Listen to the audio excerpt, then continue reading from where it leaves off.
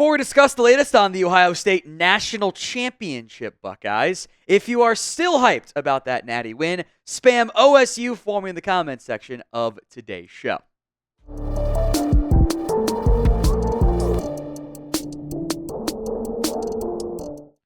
In many ways, the offseason was kind of already underway during the postseason for Ohio State, but now it is just offseason. And we'll talk coaching rumors to begin today's show. There have been rumors, theories, ideas, speculation on the two coordinators for the Buckeyes, Jim Knowles on defense, Chip Kelly on offense, potentially leaving. Here's the latest on Jim Knowles. He has been linked mostly out of Oklahoma to the Oklahoma defensive coordinator role. He has had a fantastic job, as the defensive coordinator, and didn't really say outright no when he was kind of asked about it going into the national championship game. He said, I'm just trying to beat Notre Dame. That's all I'm focused on. You're right. These things happen, I guess, when you have success.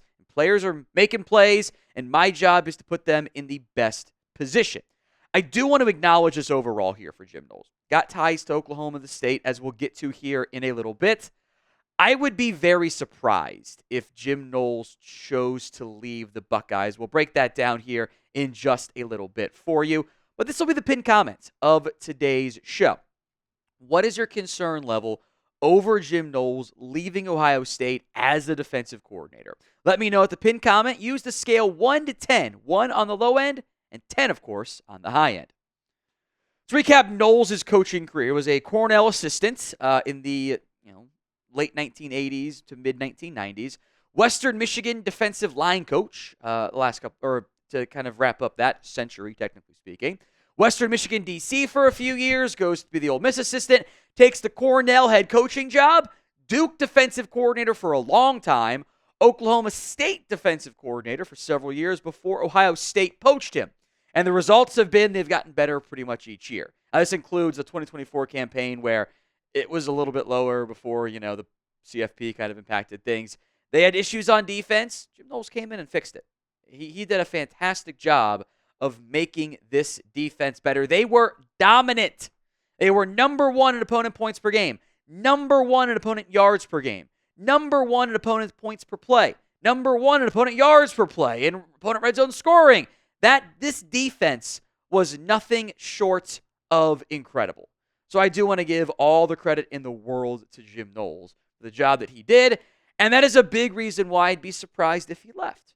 I get he's got ties to Oklahoma. Coached Oklahoma State for a long time. Leaving for Oklahoma, I think that's weird. I think that's a weird move to potentially make. Look, Brent Venables' seat is not exactly cold.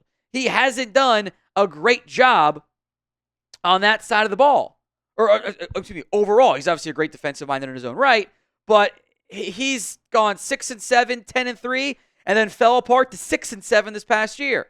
Sooners don't win 8-9 games, so Brent Venables getting fired again. So you're going to go take a job where you have all the job security in the world right now if you're Jim Knowles. Your team just won a national championship. So you're going to go take a job that's like in more dire straits?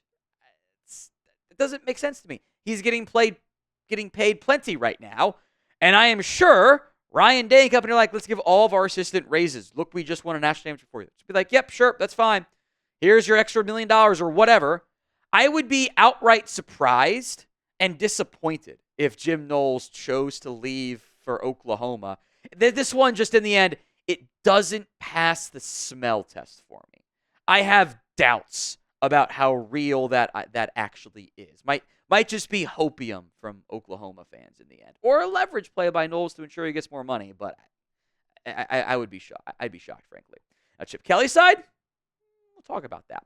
But first, today's show is made possible by Game Time. Game Time's got a new feature. It's called Game Time Picks that makes getting tickets for events even easier. Game Time Picks filters out the fluff to only show you incredible deals on great seats, so you don't have to waste time searching through thousands of tickets to find the best value. It is curation to make it easier to find the best price on great seats.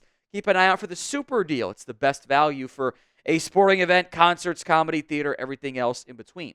The all-in pricing feature shows you total cost up front with no surprise fees at checkout. The game time guarantee is this. You find tickets in the same section and row for less. Game time will credit you 110% of the difference. So download the Game Time app today over at gametime.co. Create your account. Use code CHATSPORTS for $20 off your first purchase. Terms do apply. But again, create your account. Redeem code CHATSPORTS. ChatSports for $20 off. Download Game Time today for last-minute tickets. Lowest price, all guaranteed. Let's go to Chip Kelly here. Now, there have been some rumors, ideas, hopes of an NFL team poaching Chip Kelly away from Ohio State and then making his return to the NFL level, which he was linked this time last year. The Patriots had kind of been linked to him this time around. Our Texans fan host here at Chat Sports wants to bring him into the building for Houston. The offensive scheme was fantastic this year. Outside of the stupid game against Michigan, they dominated a lot on offense there. He was in jobs this time last year too, before he ended up taking the Ohio State gig to be the play caller. But that Kelly NFL connection, I don't know if that's gonna stop necessarily anytime soon. So will Chip Kelly leave Ohio State this offseason? I think the answer is still no. But again, I want to hear your opinions. Why for yes and for no? Go vote in the comments of today's video. Now, Kelly was a bit of an unknown, even at New Hampshire, OC, and then took the Oregon OC job. It was incredible. Did a fantastic job. Quickly ascended to Oregon head coach. The Eagles hired him to be the head coach. His tempo-style offense didn't work as well in the NFL. It was too inconsistent. 1 year as the Niners head coach, that was a mess. Took the UCLA head coaching job after a year off and changed his offensive scheme there. It wasn't nearly as up-tempo, not fun and gun, but just crazy pace as it was previously. He made adjustments. He did.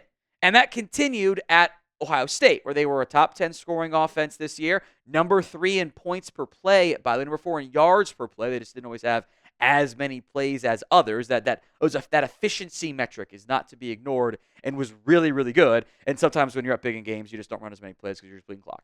That's how it tends to go in the end. It's a great offensive mind.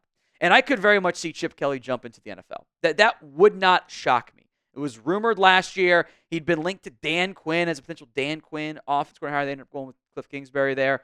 That was all, of course, before he took the Ohio State gig. That was before he did that. Now, my guess, and it is just a guess, I want to emphasize that part. My guess is he is open.